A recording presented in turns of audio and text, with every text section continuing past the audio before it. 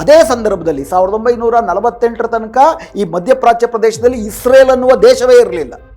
Israel ಅನ್ನೋ ದೇಶವನ್ನು ಅತ್ಯಂತ ಕೃತಕವಾಗಿ ಅಲ್ಲಿ ಸ್ಥಾಪನೆ ಮಾಡಿ ಸ್ಥಳೀಯರ ಮೇಲೆ ಗೂಢಚರ್ಯೆ ಮಾಡುವ ದೇಶವಾಗಿ ಅಲ್ಲಿ ಸೃಷ್ಟಿ ಮಾಡಿದ್ದೆ 1917ರಲ್ಲಿ ಬ್ರಿಟನ್ ದೇಶ.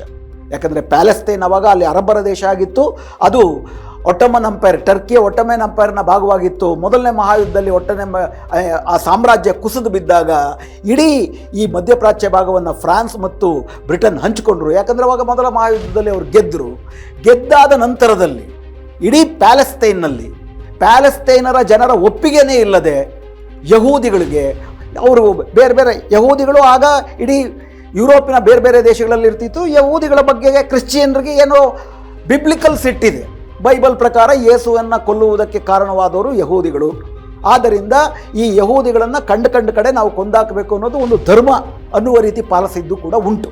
ಸೊ ಹೀಗಾಗಿ, ಮತ್ತು ಸಾಮಾನ್ಯವಾಗಿ ಯಹೂದಿಗಳು ಅತಿ ಬುದ್ಧಿವಂತರಿರ್ತಾರೆ, ವ್ಯಾಪಾರಿಗಳಿರ್ತಾರೆ, ಹೋದ ಕಡೆ ಬಹಳ ಬೇಗ ಬೆಳೆದು ಬಿಡ್ತಾರೆ.